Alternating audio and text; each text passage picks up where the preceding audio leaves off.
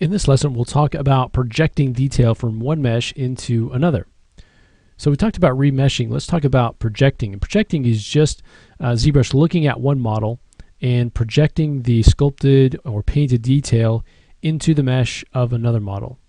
So it could be because you've created UVs on a different model, or you've changed the topology of the low res and you need to project the work that you've already done into a new mesh. So in this case, let's say that we want to combine several of these subtools into a single tool, but still keep all of the detail that we've created. So in this case, we've got eyes, some pieces for the inside of the eyes, and then the body itself. So I've got everything else turned off. I've gone ahead and saved this as 24 begin. If you want to start from this point, you could use this, or you can open up another file and use something else that just has multiple subtools in it.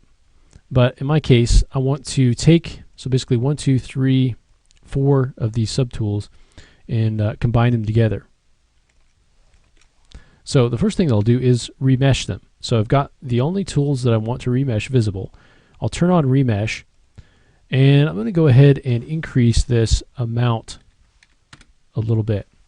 It'll be a little bit of trial and error. It's not symmetrical, so I'm going to turn off symmetry, and we'll go ahead and leave polish as is. So let's go ahead and remesh and see what happens. So it's going to go through the process of combining those, and you can see that it actually is pretty good about following the shape of the model. But you can see I don't have really any detail in it. Now we can play with the resolution. Now if this is a little bit too high res, and you'll find it down here at the bottom, this may be a little bit too high res. So you could come down and let's come back up here. Going back down to remesh, maybe we want to lower that back down. Maybe we want to leave it where it was and try remeshing and see how that goes. Okay, I think that's actually going to work fine. So now we'll go down to our remeshed object, and it's fairly low resolution. You know, it doesn't have enough polygons to hold the shape that that we had there. And so what we want to do is we could subdivide it a few times until it gets an appropriate amount of geometry in here. Do a few more times here. Maybe one more. That's going to have plenty of resolution. Now, in some cases, you may want to come in if you've got a model that is a little bit off of your original. You can always come in and just kind of tweak it so it matches up a little bit better. So you want it to be fairly close to the underlying geometry. So what we want to do now is go through and project the detail, the sculpted detail and the color into this new single mesh. So to do that, under remesh, you'll find a group for project. So this is project all, it's a very big button, and then there's some options around it. We're going to go ahead and start with just the default settings and hit project all. It's going to say one or more of the visible subtools contains polypaint data, and it's going to ask us if we want to actually include that, and we would, so we'll say yes. So projecting sometimes can take a little while, so it's going to go through that process of thinking about projecting the detail through to this new mesh. So here you can see the result. Now there are a lot of these areas where it actually looks like it worked, and it did work, but there's some also areas where it missed. And so looking at this distance, I'm going to actually go ahead and set this up. So let that finish for a second. Okay, so let's undo that. And let's change this distance. So let's start, I'm just going to make this, instead of 0.02, I'm just going to make it 0.1 or 0.2. And let's try it again. It's going to give us the same option. If you don't want to see this again, you can say, I always want to say yes to this, and let's skip it next time. So now it's going to go through again and project using the new projection distance. So it's going to be able to look a little bit further to find detail to include in the new projection. So we'll let that think about it for a second.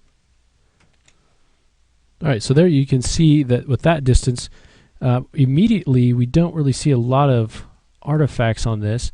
Let's go ahead and isolate it. So I'll solo that subtool, the new one that we've created. So this is the new remesh skin that we created.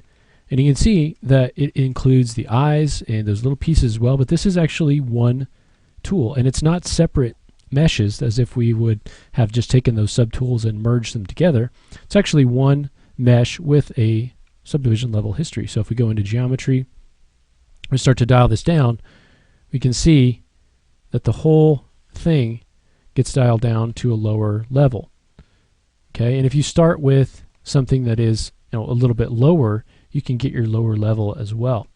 Sometimes you can come in, depending on the object, and you can try to reconstruct a lower subdivision level. Here, we can't do that.